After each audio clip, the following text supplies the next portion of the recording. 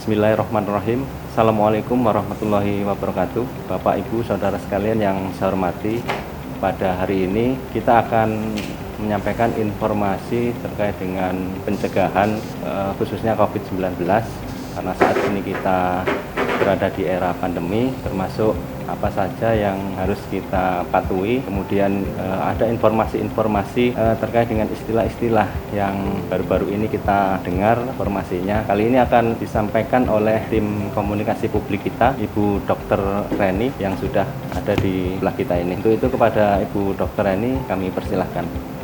Terima kasih atas kesempatannya. Pada kesempatan ini saya mencoba sedikit mengulas apa itu tentang coronavirus atau yang lebih dikenal dengan COVID-19.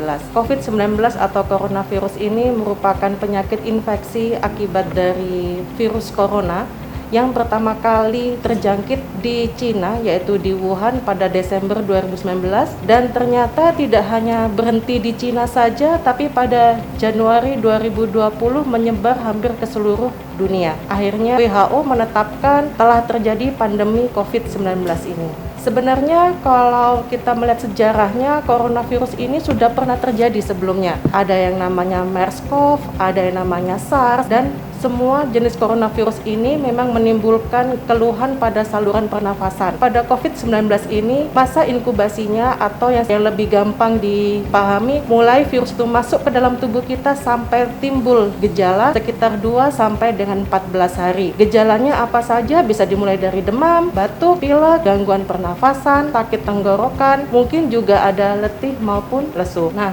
bagaimana seseorang ini bisa terkena? Karena tanpa kita sadari, virus corona ini menyebar melalui droplet atau percikan dari ludah pada saat kita berbicara, batuk maupun bersin. Kemudian juga mungkin pada saat kita batuk dengan menutupkan tangan pada mulut, kemudian tanpa sadari percikan-percikan ludah yang ada di tangan kita buat mengusap mata, hidung. Nah, itu juga yang bisa menyebabkan terjadinya penyebaran dari virus corona ini. Kemudian virus corona ini juga bisa menyerang pada segala umur usia dan segala lapisan masyarakat. Tidak hanya spesial pada lapisan masyarakat tertentu atau golongan usia tertentu saja. Kemudian dalam perjalanannya kita sering juga mendengar adanya istilah-istilah seperti ada ODP, PDP, bahkan juga OTG. Dan istilah-istilah ini jelas membingungkan bagi masyarakat. Apa itu ODP, apa itu PDP, dan apa itu OTG? Kalau misalnya kita gambarnya seperti ini. Pada saat seseorang itu terinfeksi oleh virus corona, entah dia karena baru melakukan perjalanan ke daerah atau negara yang terjangkit corona atau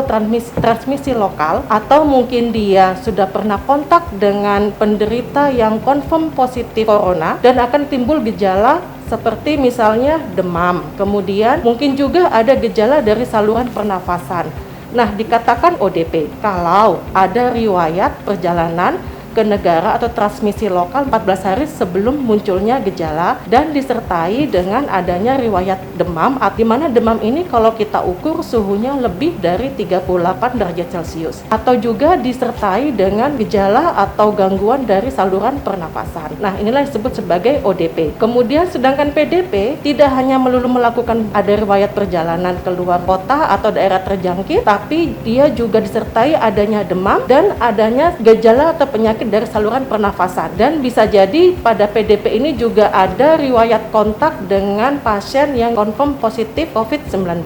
Nah, jelas di sini ada perbedaannya bahwa ODP belum tentu dia ada gejala dari gangguan pernafasan, tapi kalau pada PDP sudah pasti ada gejala dari gangguan pernafasan. Sedangkan dikatakan OTG atau dalam arti orang tanpa gejala, orang ini tidak ada gejala apapun. Dia juga tidak ada riwayat pergi atau perjalanan ke negara atau transmisi lokal dalam 14 hari sebelumnya. Namun orang ini memiliki riwayat kontak dengan penderita COVID-19. Nah, inilah yang membedakan apa itu ODP, PDP, dan OTG.